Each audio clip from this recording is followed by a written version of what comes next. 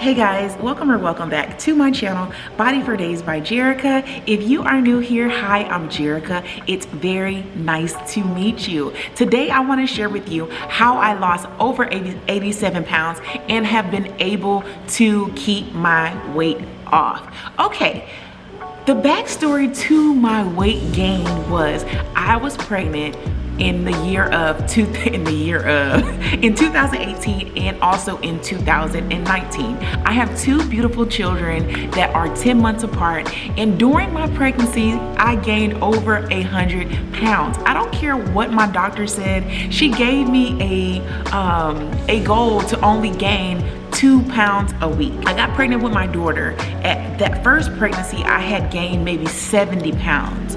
And then as I started back on my weight loss journey, as I started back losing weight, I think I had lost 30 pounds. I ended up pregnant again, and I was still over 200 pounds. My highest weight was 275 pounds. Before I got pregnant with my first child, I was around 170 to 175, which is a good weight for me being 5'8", okay? When I first started on my weight loss journey, I was desperate.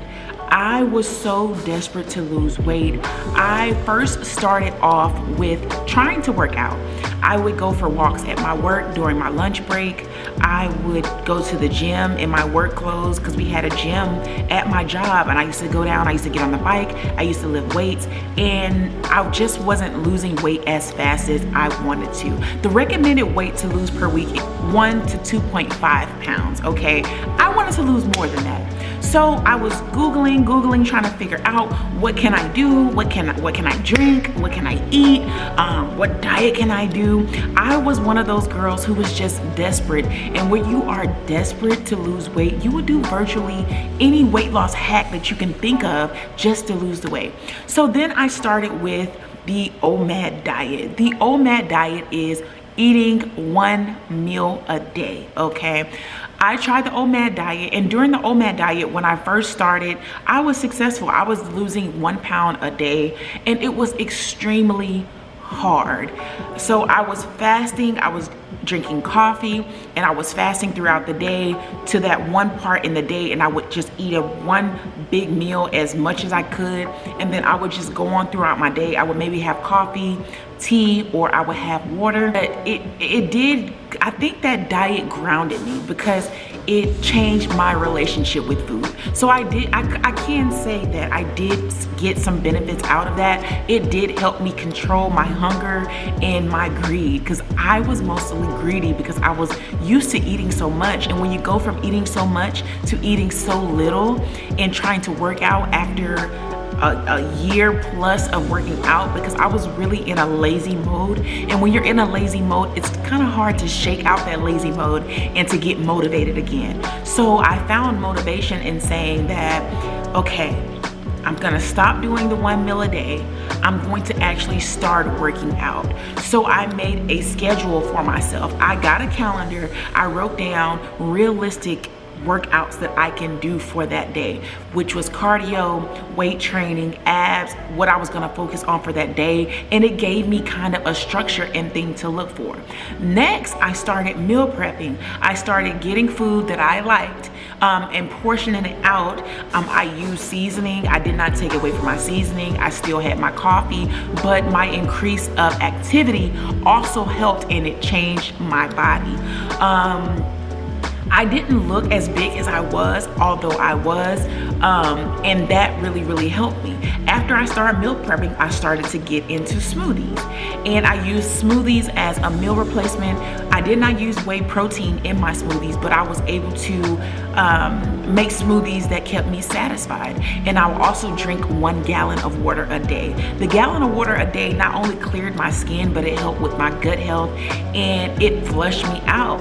And I'm telling you, all natural things that I did that helped me lose weight, and I didn't have to starve or kill myself in the gym once I realized what I needed to eat for my body, what satisfied me, what made me full, and what was realistic with my schedule and my time. Having kids, I made the time to work out. So next, After I start doing my smoothies, I got into juicing.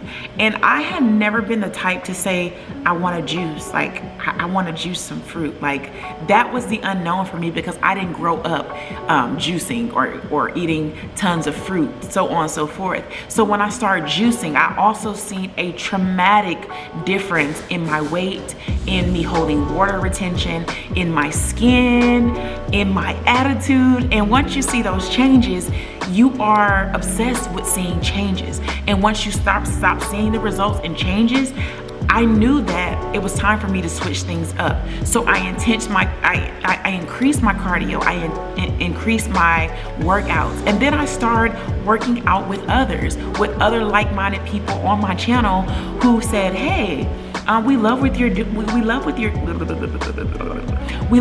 doing. Can you make a challenge? Can you work out with us? Can you show us what you're doing?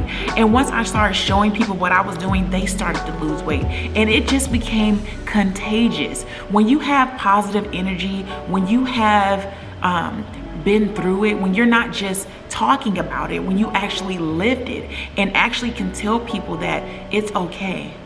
You're gonna have a struggle every now and then. You're going to not want to do it. You're going to not want to wake up and get up early and make that sacrifice to work out. You're not gonna wanna get home after a long day of work and work out. You're not gonna wanna sacrifice that 30 to 45 minutes of time that you have to work out because you already feel defeated with things that you're going through in life. And that can also weigh on you and your weight loss. I learned to use the stress, the depression, the sadness I was going through and put all that energy into me, because it takes a lot of energy to go through something. It takes a lot of energy to stress. Like I've never been insecure. I've never felt sad about how I look. I've always had confidence. Baby, I could be 500 pounds and I could still feel like I'm that girl. So shout out to you. Do not let how much you weigh or how big you are determine how happy you are. Okay, let's not do that. Okay, so my highest weight was 275 pounds, and I was fat. Like I was fat. I carried the weight mostly in my face and in my lower body. I am a bottom heavy girl. Okay, I'm a body heavy girl. I had a little stomach, a little playground, but it wasn't too much because I would put on some shapewear, or I would put on the compression, the high underwear. Y'all know what I'm talking about, that your grandma used to wear. I used to put those on, and I would just, I would dress myself up to the point where when I started looking at pictures of myself, I was like, ooh, girl, you been eating. Like, because I felt like the weight was gonna come off and I didn't have to work for it. I felt that I could keep those same habits and I could walk a little bit and just eat everything under the sun and I would still lose weight. So I had to kick the diet that I was on, which was the seafood diet. Okay, seafood, I ate it. All right, the walking was helping, but having a bad diet and exercise, I could not outwork all the food I was eating. Although I was working out 30 to 45 minutes a day during the bare minimum, I still had poor eating habits. I was still consuming over 2,800 calories a day. Okay, I was not getting to a calorie deficit. I was not burning off of most of what I ate. I was actually eating what I worked off. So the more I worked out, I thought that I could just eat the same thing, which is a misconception that most people have when you're working out. You think just because you worked out, you can eat more. It does not necessarily work like that because you have to get to a calorie deficit. So let's start with the diets that I was doing. Let's get there. The first thing I did, like I told you, I was trying to work out, but I was also still eating very bad. Like I did not have any restriction. All gas, no brakes. Okay, when you start actually putting more into your body and more into your diet, your body composition will change. Your scale, that scale, we don't have a good relationship. Okay, we do not have a good relationship. I look super slim, but when I step on the scale, the scale is a woman. Okay, she don't know what she want to do. She don't know if she coming or she going, okay? She is up, she is down, she is everything, okay? She is so unpredictable, just like us women. That scale, I broke a few. I will avoid the scale. I will hide the scale. Don't just base your weight loss on that scale, okay? Because your weight fluctuates every day. Do the non-scale victories, okay? You walked a little bit faster. Your clothes are a little bit looser. You went down a size, okay? Do those non-scale victories sometimes and reward yourself.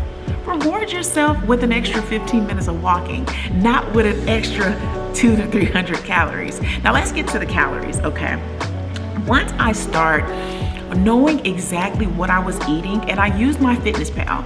I used my FitnessPal to track all my calories, and I used the free version. A lot of people say, did I pay for it? No, I didn't. I used the free version, and I still use the free version, and I'm not upgrading it because the free version gave me everything I needed, and I also was able to track my water intake and also my watch. I have an Apple Watch. I always use it in my workouts. You can sync your watch with my FitnessPal, and you can sync your phone. Your watch syncs with your phone, and your phone can sync with the app, okay? And it'll calculate how many calories you ate.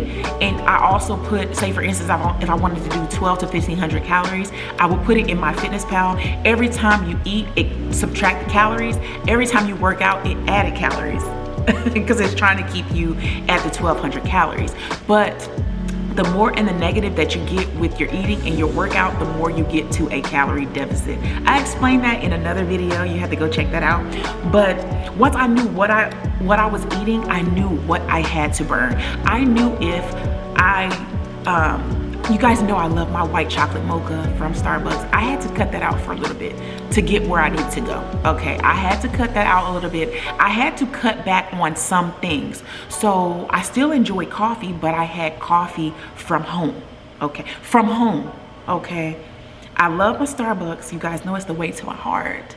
But I had to cut it back. I had to make some sacrifices in order to get where I am today and to keep it off, okay? I just want to tell you guys that you can do it. You know, it's not the end all be all because you gained a little weight. You know, you'll lose some weight today and next week you'll probably gain weight. That's all a part of the process. I'm the same way. So just because you see someone out there who lost a ton of weight, they still deal with daily struggles. They still deal with the same struggles of, you know, I know what it took for me to get it off. I know what it's gonna take for me to keep this weight off and to keep myself happy, okay? Some people find happiness in food. Some people find happiness in drinking.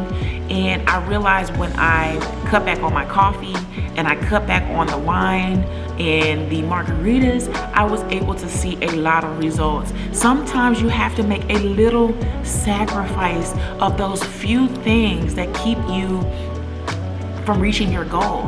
And once you identify those things, get you a book and write those things down. Journal your process, write everything down, how you're feeling, what you did to cope with overeating, what you're doing to cope with undereating. Because sometimes when you overeat, you go into that guilty mode and you start to beat yourself up and you start to go back into depression and stress, and then you just revert back. It doesn't take a new month to restart your journey. It doesn't take a new week, okay? It takes a good mindset. You can start your weight loss journey over any day, okay? Just make sure that you have a guide. You guide yourself. There are other people like myself, and people that you may know who have lost weight, and just know that your journey is not like anybody else's journey. What they endured, you probably won't experience. You probably will experience your own trials and tribulations throughout your journey. But just know that it does take a lot of hard work. It does take discipline. It does take sacrifice. But knowing that you have a good support system, and that support system might be found in a total stranger.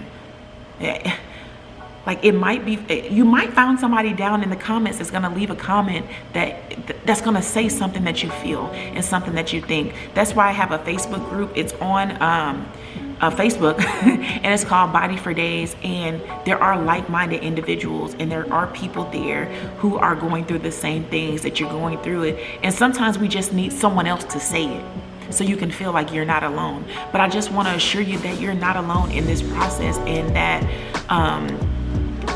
you can do it. You can do it. Just speak those positive affirmations into yourself and say, I can do this. I will do this. I am enough. I hope that you guys enjoyed this video. I hope that this helps someone today to let them know that I am you and you are me, and you will get through this, and you will be, and you will get to your dream body. And this, so be sure to like, share, comment, and subscribe to my channel for more content. If you want more videos like this, say more please down in the comment. Comment down below what is your biggest struggle and how you plan on getting that hurdle. All right, guys, I'll see you guys on the next video. Smile, it increases your face value.